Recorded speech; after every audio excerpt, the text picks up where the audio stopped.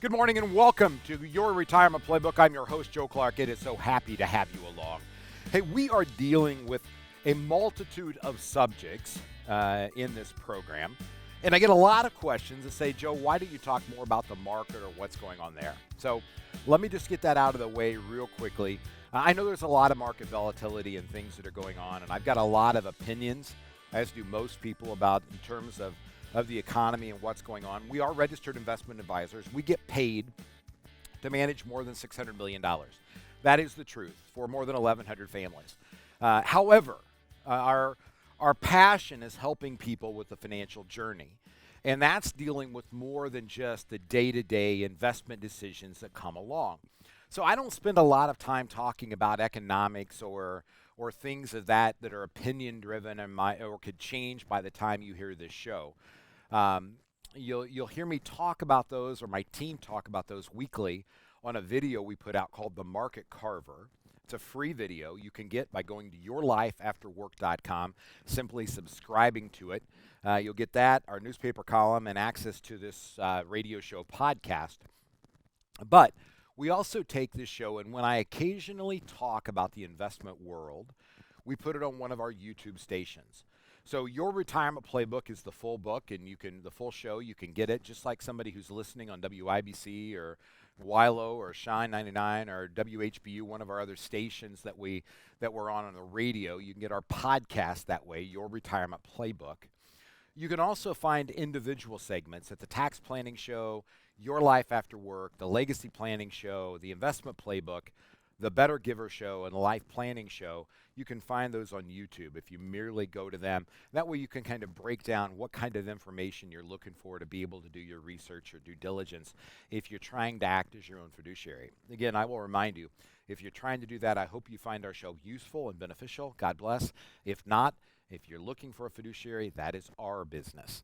And we'd be honored to be able to sit down with you and go through a next steps meeting to give you things to consider today, things you're going to want to consider in the future. And if we choose to partner together, what FEG will do for you, and we'll even put that into writing for you. But right now I want to talk about the simplicity of investment decisions, or the appearance of simplicity. And I'm going to go with two primary issues. One is what I call silo thinking, and the second is what I call an orphaned account. So what is silo thinking? Silo thinking is when you have a decision that you have to make, that you make in the confinement or the space of that box. So let's say you have a 401k and your spouse has a 401k. By law, Section 404C of the Department of Labor, I believe is the code, requires you to have a certain number or types of investment options within the 401k. But I think we would all agree not all stock accounts are equal, not all bond accounts are equal, not all fees and expenses are equal. So you may have made the decision in your 401k to save 10%, and your spouse to make the decision to save 10% because you likely had a communication between the two of you and said, we're going to agree to save 10%. And that's all fine and dandy. But let's just think about the ramifications of that particular instance of silo decision making. What if your plan has a dollar-for-dollar match up to a certain percentage, and your spouse's plan does not? Now, in some cases, you may be saving 15% because you make more money. This happens a lot. And your spouse, because their check is smaller, saves nothing, even though they have a match. So even though it's a silo decision, the first thing you want to do is look at both of the 401k plans. That by definition is a silo, by the way. We're only looking at one tax ramification. You really want to look at the whole big picture, right? But within the confines of that silo, of the 401k space, you've got your plan and they've got their plan, your spouse's plan. You need to agree on the amount of money that you're saving from the collective income. That's the way you replace standard of living. Is 10% enough? Maybe. Is 5% enough? Possibly. Is 25% enough? Not enough. Probably, depending where you are on the income level. Should it be equally split based on a percentage based on the income that you each make? Rarely. And I say that because rarely are the matching opportunities the same, right? So if one plan provides a 6% match, or match up to 6%, and another provides a match up to 3%, but it's dollar for dollar and the other one's only 50%, make sure you're getting all of the free money that you can. So, husband and wife, here's our agreement. Here's the amount of money that we're going to save each week. We're going to divide that between these two percentages based on the investment opportunities inside of those accounts, because the investment options may not be may not be equal. We're going to do it based on the fees and expenses. We're going to do it based on the matching of what our employer is going to provide or kick in, and we're going to do it based on the plan document and what rules are allowed. Not all plan documents allow for loans, for instance. Not all plan documents allow for distribution at 55, for instance. There's things that you really need to know and to understand. Not all plans allow for a Roth contribution into the plan and only have the tax-deferred side.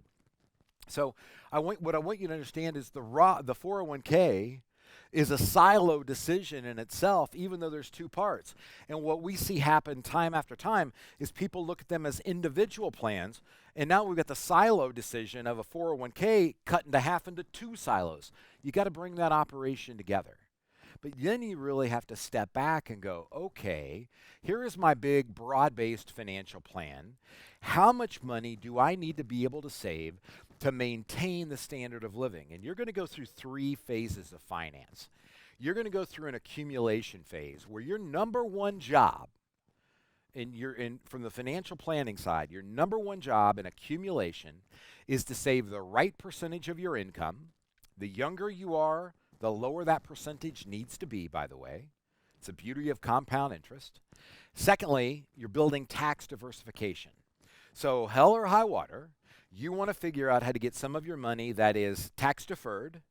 That's the money that your employer is going to put in. So first and foremost, if you have access to a 401k where there's a company match, you're putting money into that to get the company match. If they have a Roth option, you may be wanting to use part of or all of that toward the Roth contribution. It would depend on your tax scenario at the time, right? But you're trying to build that tax diversification. So you want some money that is tax deferred, some money that is tax free, and some money that is after tax. If you had to pick only one of the three buckets, tax free is better than the other two. I would still take money that's taxable every year over tax deferred, but that's because we know how to run investments that create the fewer amount of tax liability on an annualized basis. The impact inside of the IRAs and being long-term partners with the IRS is not my favorite thing. In a perfect world, when you retire, 1/3, 1/3, 1/3. But we're in accumulation. So your two goals are saving the right percentage of your income and building tax diversification. Stage two is preservation. That's where you're still putting money in monthly, but what you've put in there doesn't matter as much as what you've already built up or maintained. And this is where we move into the second discussion. Not just silos, but what I call orphaned accounts. We have people who will come in and have 3 and 4 401k plans from this school system they taught in, this hospital they worked at, this employer they had here, and it may only have 10 or 15 or $20,000, and you've got $1 million overall. And ladies and gentlemen, please don't hold this against me, but when $10,000 doesn't matter to you, I could be the wrong person. I mean, my team could be I still pick up pennies and nickels and quarters on the ground. I can't help myself. It's my job. I want you to live freely, enjoy your financial journey. We try to teach people how to spend, how to decumulate, if you will. But I'm going to squeeze every nickel that I possibly can. And to orphan an account just because you worked there 20 years ago, not to pay attention to the allocation, not to pay attention to how it works with your other 401ks and your other providers, simply is not acceptable in our mindset. We take the time, we do the heavy lifting. You saved and accumulated the money, but we'll get that coordinated inside of your existing plan or an IRA, but we want to bring it into the house. But in preservation, your number one job is to create an investment discipline if you're doing it on your own, one that you can stick to regardless of the nightly news, regardless of reactiveness to things that are going on, one that has a written out required response or a discipline, if you will. If you don't want to do that, you need to hire a fiduciary. That's somebody who is legally obligated to take care of your money as if it were theirs and they were in a similar situation. The Financial Enhancement Group, for instance, we don't sell products. We get paid to manage money. We are legal fiduciaries. That is our job. Then moving into the distribution phase, you have two objectives inside of this one. The first one is the average tax rate of each dollar that is taken out of the account. What do you have to pay the IRS? And then secondly is the volatility between points. So you go in that secondary discussion, the volatility, where you have to learn and stick to understanding that building and during accumulation and preservation, right, is about the growth of an asset base, and distribution is about the income to maintain your standard of living.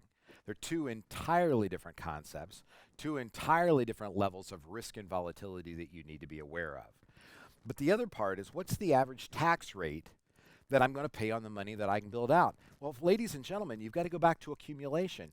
If you didn't build tax diversification from the beginning, if in those siloed decisions that you were making, if you weren't thinking about what the end result was going to be, then why in the world were you saving the money along the way in the future? Why go out and play 3/4 of a football game as hard as you can play, get bruised up, knocked around, get frustrated, because that's what happens when we're saving and accumulating, right? We're telling our kids no to Disney and going to Gatlinburg instead. We're not buying the car we want. We're buying a newer model or an older model. We're buying a smaller house than the one we want. We're making a lot of decisions in order to have a better future, and yet we continue to ignore the best future that we can have, which is dependent upon that tax rate. You've got to understand building tax diversification as soon as you possibly can, and do it as focused as you possibly can. YourLifeAfterWork.com.